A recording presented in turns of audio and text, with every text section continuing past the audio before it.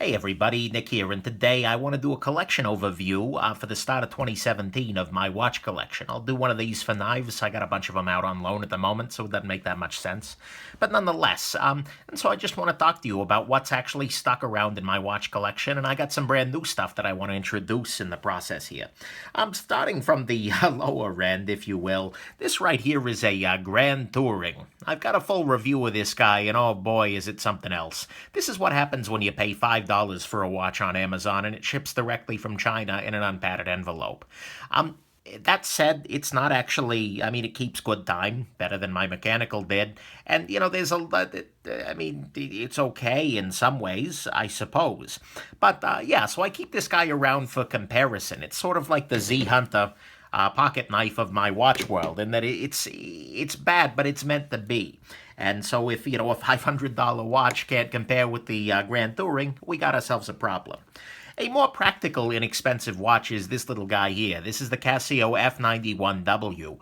It's a very nice watch. Its only real problem is that it's used by terrorists, and so it's a little bit questionable in that way. But it's a very, very nice, inexpensive watch, and I will often wear this if I'm in a situation where I need to not be wearing flashy jewelry, or if I just want to, if I'm a little concerned that I might injure a watch on my wrist, I'll throw this guy on. Because if it dies for whatever reason or it gets stolen, I'm out $10. No big deal. So that's nice, and it's a perfectly capable timepiece. Absolutely.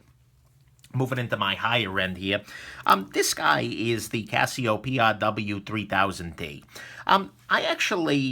This is a great altitude barometer compass watch. The thing is, I don't use an altitude barometer compass watch that often. I'm not out in the wilderness particularly often. I actually thought about selling this guy and did post it for sale recently, but then I realized after doing more searching that this guy sells, originally it was like $375 and they're going for like $100.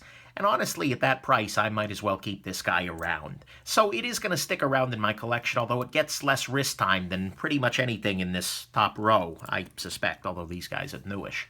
But still, great watch, great ABC watch.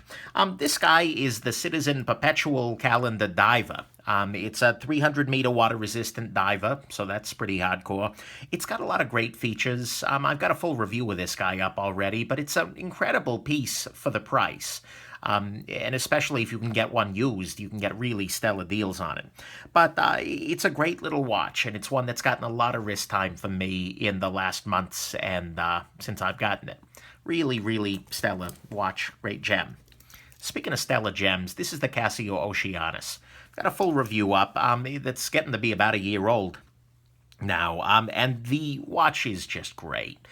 This is in many ways the watch to beat in my collection. If a more expensive watch can't best the Oceanus in terms of something, then what am I really doing with my life? This guy is expensive at $500, but it's it's radio controlled.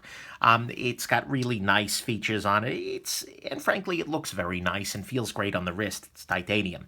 It's starting to develop scratches and marks. Like if we look up here in the corner here, you can see there's a nice big gouge taken out of it. I've done some polishing to try and remove that, but still. And that's just a fact of life. Anytime that you wear a watch, you're going to injure that watch sooner or later, and it becomes a part of the wabi-sabi of the whole affair. So there we go. These two are brand new, and I'm trying something a little different. Omega is one of the few higher-end watch brands that actually does anything with quartz. And although they're phasing it out, they've released some great quartz watches in the past. This is one of them. This is the Omega Seamaster Aquaterra. And it's an interesting watch in that it's very dressy, in a sense, but it is also a decent, it's a Seamaster, so it's got good water resistance. You're looking at 150 meters. It's also got very good lume. There's not a lot of lume. You can see there's a little line of it in the hour hand in the middle there. There's some in the minute hand here, and there's some in the second, and then those little pips behind that. But it's surprisingly strong. Like I can wake up in the middle of the night, look over at this watch, and I can tell the time very easily, even at, 6, 7 a.m., after most looms will have faded. Actually, all of these, by and large, have good lume. At least, all of these do. So it's a great watch, and it's very fancy. It's very pretty. It's beautifully made, and there's a lot of good here. And it's an older one. A lot of Omega's modern sorts of quartz watches are really phoning it in. painted on indices, ugly dials. They're really trying to discourage people from doing quartz because they like selling their spinny gears for $1 billion. But this is one of the older models in which they still really tried with quartz. Speaking of which, this is another one of those, and this is actually brand new to me. Like literally, I got this in the mail today. So I can only offer some first impressions, but this is an Omega Seamaster Pro, also in quartz. In case you can tell, I'm my quartz snob here. If it ain't quartz, I'm not that interested. So, well, I'm interested, but, it's got difficulties. This is a full-on dive watch. It's 300 meters as well. It's got the rotating diver's bezel and everything like that, helium escape valve.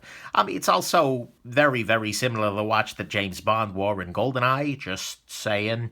Not that that should make any difference, but it is kind of neat. His was blue, but I like the black a little better.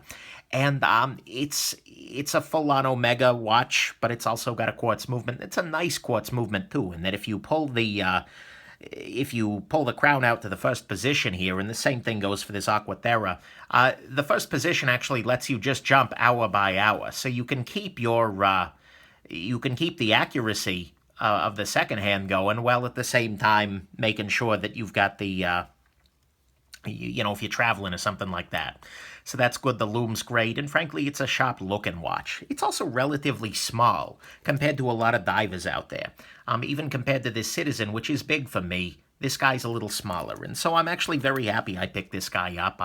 If you follow my Instagram, I tried to pick one of these guys up previously, but the seller was a little scummy.